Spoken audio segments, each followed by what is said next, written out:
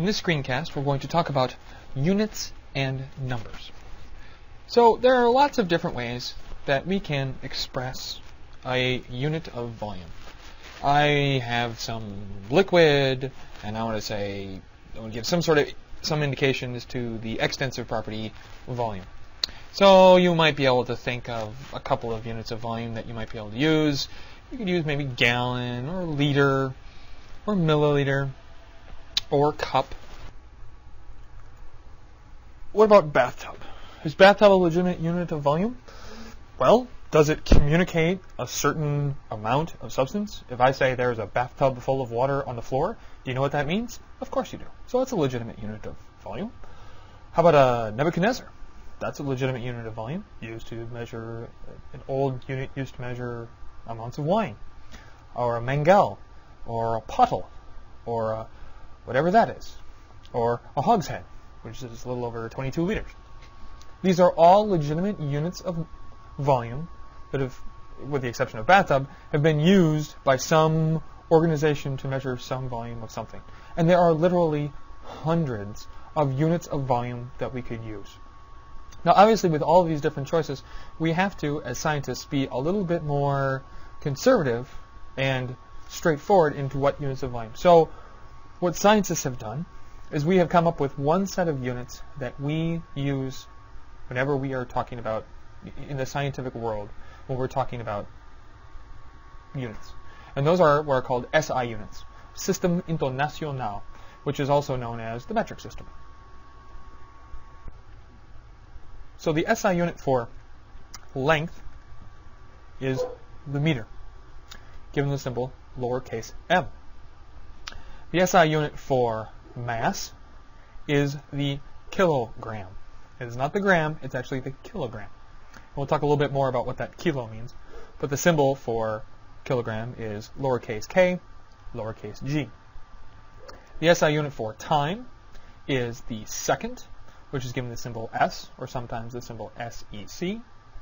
And the SI unit for temperature is actually not degrees Celsius, but it is actually Kelvin, given the symbol K. And the quick and dirty conversion to convert Kelvin to Celsius is you take the temperature in degrees Celsius and add 273.15, and that will give you the temperature in kelvins. Now we're not going to talk much about kelvins until we start talking about gas laws, which are a little ways down the line, but I just wanted to put this Kelvin here for completeness.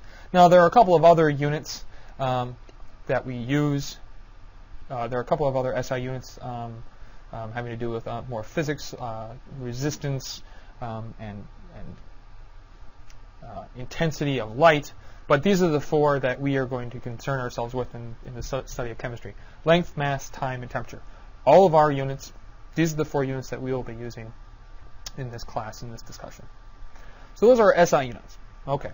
So as we are representing numbers, we're going to find ourselves dealing with very large numbers or very small numbers when we're talking about the amount of energy given off by a particular reaction. To make it a little bit easier for us to convey really large numbers or really small numbers, we use something called scientific notation. And scientific notation, essentially, is a number between 1 and 10 multiplied by a factor of 10. What we are doing when we write a number in scientific notation, we are not changing the number at all. We are not physically changing the number. The number is exactly the same. All we are doing is changing the representation of the number and how we present it. But with the number is exactly the same. That's a very, very key point. And so, easiest way to explain scientific notation is to do several examples. So let's consider the number 102.3. I can represent that number as, instead of 102.3, I can write it as the number 1.023 times 100. Right? And the number 1.023 is a number between 1 and 10, multiplied by some factor of 10. In this case, 100 is a factor of 10. And the way we actually write it is 1.023 times 10 to the 2. This is 102.3 represented in scientific notation. So here's my number between 1 and 10, and here is my factor of 10. And so that's a number that's greater than 1. What about 0.002? That's actually less than 1. Well, I can write that as 2 times 0.001. This is a factor of 10. This is my number between 1 and 10. And so 0.002 in scientific notation is 2 times 10 to the minus third, because this is 10 to the minus third.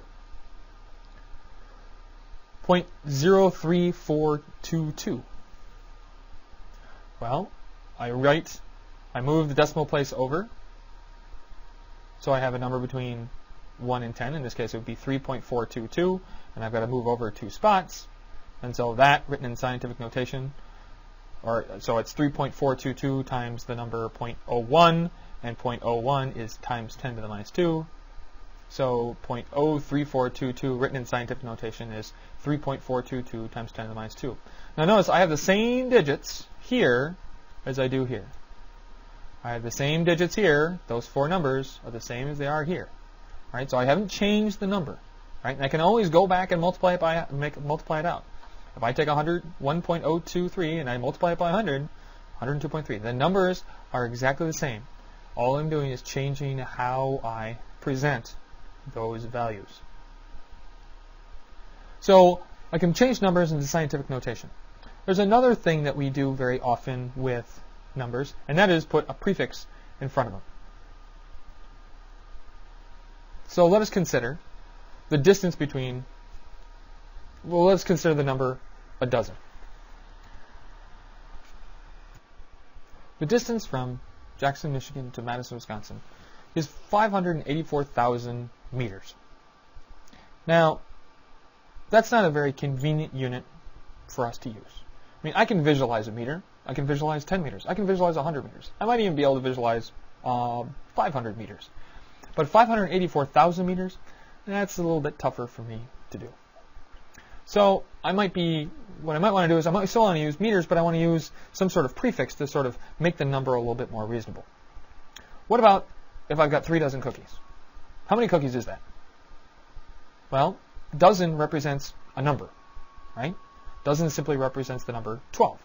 So if I have 3 dozen cookies and I want to know how many actual cookies I have, I take the number 3 and multiply it by the number dozen, which is 12, to get the number. So that's 3 times 12, that's 36 cookies. So dozen is 12. It is a prefix that means 12. I put dozen, I say 2 dozen Cadillacs. A dozen Cadillacs is 12 Cadillacs. I have 2 dozen, so that's 24 Cadillacs. All right, so dozen is a prefix that means 12. Kilo is a prefix that means 1,000. So if I have a kilogram, that means I have 1,000 grams. If I have a kilometer, that means I have 1,000 meters. If I have a kilopascal, it means I have 1,000 pascals. All right, so kilo is simply a prefix that means 1,000. That's all it means. Kilo is an absolutely meaningless term without something behind it. All it is a number, just like dozen is a number. I can't say, yes, I have 3 dozen. 3 dozen what? Makes a difference. Milli is another prefix that means 0.001 or 1/1000th. Milli has the symbol mm. So if I have the symbol, if my unit is lowercase m, that would be millimeter, because remember, lowercase m is for meter. Km, lowercase m. K is for kilo, m is for meter, so kilometer.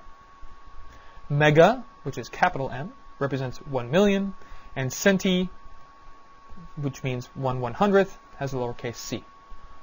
These are 4 of the most common metric prefixes.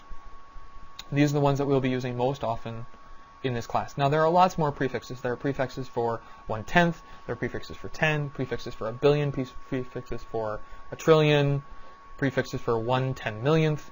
There's lots of prefixes. These are the 4 most common. So, 2.5 dozen donuts. Again, a dozen represents 12, so that's 2.5 times 12 donuts. So that means if I have 2.5 dozen donuts, I have 30 donuts.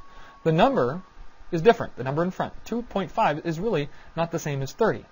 But remember, this 2.5 is tied to the word dozen, and dozen is just another number. If I talk about 3.4 kilograms, the K means 1,000, right? K means 1,000.